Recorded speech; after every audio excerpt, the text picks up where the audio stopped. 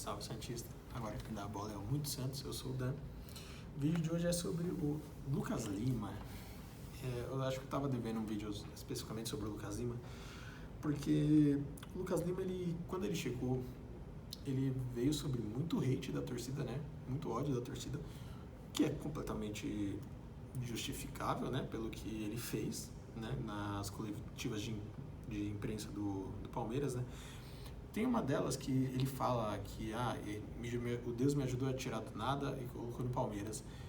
Ele não quis dizer, nessa entrevista, ele não quis dizer o Santos, ele quis dizer da cidade que ele veio, que se não me engano é Marília, da cidade que ele veio, do que ele tinha ao entorno, colocou ele no Palmeiras, né? E aí você pode questionar se ele deveria ter citado o Santos antes ou não, mas o fato que o nada que ele cita não é o Santos.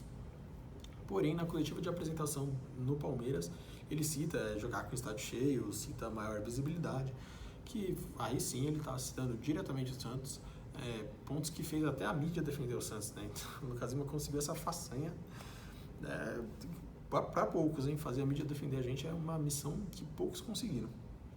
E o Lucas Lima conseguiu.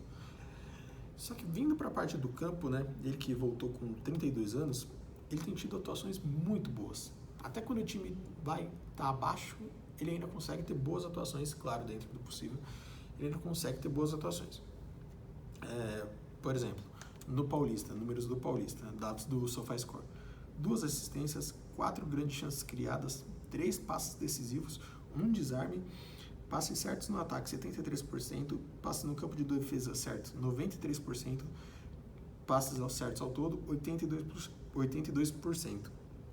É um número muito alto, né? É um número muito alto, números ótimos, excelentes, que são corroborados com você assistindo, né? Porque tem jogador que tem números bons e você olha em campo não reflete, e vice-versa. Tem jogador que no campo a gente vê que está se entregando, está jogando bem, que olha os números e às vezes não é compatível.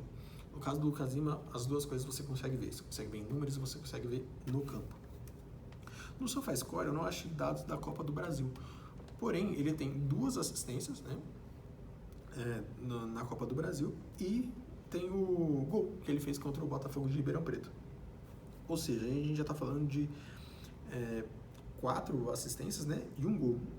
Aí no Campeonato Brasileiro, no jogo contra o Grêmio, ele teve 3 passes decisivos, 2 desarmes, 83% de passes certos ao todo, 73% no campo de ataque e 89% no campo de defesa. Dados excelentes também. Da Sul-Americana eu não quis pegar, eu optei por não pegar porque eu achei que o Lucas Lima foi prejudicado no esquema tático. Os números eram abaixo desses que eu mostrei, mas eu acho que aquela posição não foi a correta. O Odair testou uma coisa que não deu certo na prática. Na teoria lá contra o Primavera e Flamengo, ok, mas na hora de testar num jogo a Vera contra o Blooming não rolou. Né? Então eu preferi não trazer esses números. Mas se você vê os números frios, assim, né, somados, né, são números muito bons, né, a gente está falando de 4 assistências, 6 grandes chances criadas, né, passes decisivos 26 e 1 gol, né, e esses também são dados do SofaScore, dados excelentes, para um meia de 32 anos, assim, dados ótimos, né, a gente que depois porque ele veio com uma cláusula, né, que assim, para ele renovar, ele precisava jogar 60% dos minutos, alguma coisa assim do gênero. Uma cláusula óbvia que ele ia conseguir, né, era óbvio que ele ia conseguir. E ele, de fato, já entregou isso, né, ele vai renovar, tem já diversas notícias que ele vai renovar. E a gente ficou nessa dúvida, né, será que ele vai desempenhar, será que ele vai jogar o mesmo que ele estava jogando depois que renovar? Ele não vai encostar lá na sombra com um salário legal aí falam de 500 mil, mas ainda não importa, que fosse R$1. Será que ele não vai encostar, ficar numa sombra ali e assistir aí tudo acontecer com o Santos esse ano e tal? Eu acho que esses números, né, e as últimas atuações comprovam que não, né? Comprovam que a gente tá com o Lucas Lima aí realmente afim de jogo.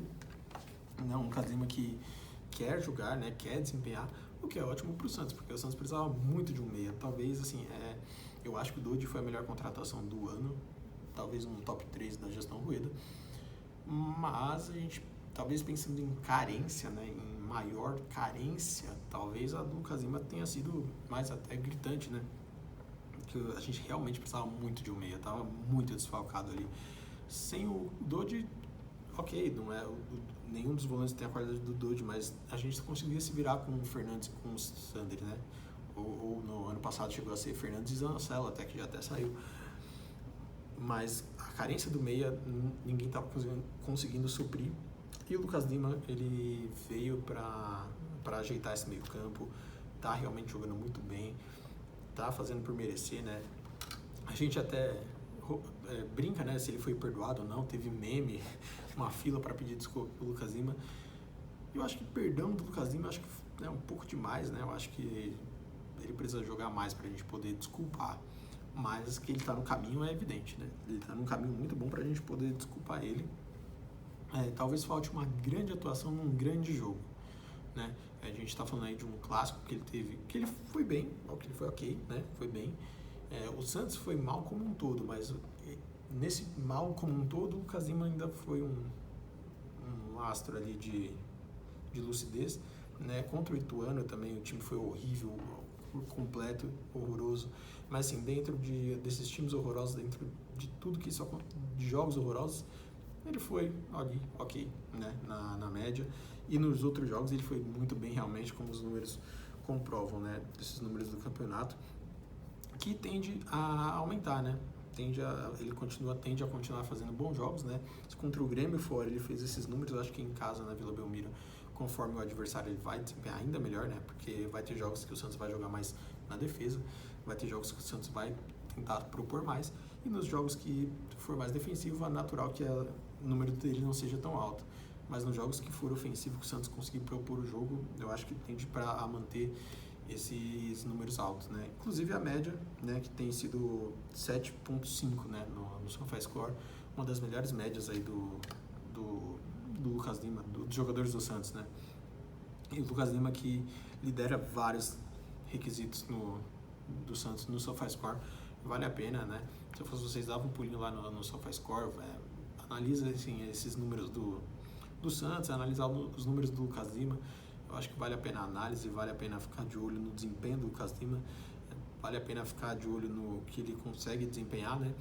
E a gente torce para que ele tenha uma boa atuação, principalmente agora no jogo contra o Audax Italiano, né? Que a gente vai ter amanhã, valendo 3 pontos aí, valendo quem sabe uma primeira colocação no grupo, ou ao menos deixar a classificação bem encaminhada, né? Porque se vencer o Audax Italiano e o Nils vencer o Blooming, ou de repente rolar um empate, já deixa a gente numa situação muito confortável, né, para conseguir a classificação, que deixa talvez a gente virar a nossa mira um pouco, né, virar a nossa vertente ali um pouquinho para as outras competições, Copa do Brasil e Brasileiro, principalmente que brasileiro a gente tem o perigo do rebaixamento, né, Copa do Brasil é importante pelos valores, né, pelo financeiro, mas a gente tem o brasileiro que também, além de dar a receita, né, ainda mais se viesse nessa situação de Libra, né, de Liga, e também tem a questão do rebaixamento, né, que de jeito nenhum pode acontecer, é a nossa realidade hoje, né, de brigar contra, mas a gente vai estar na Vila torcendo para que o time vá bem,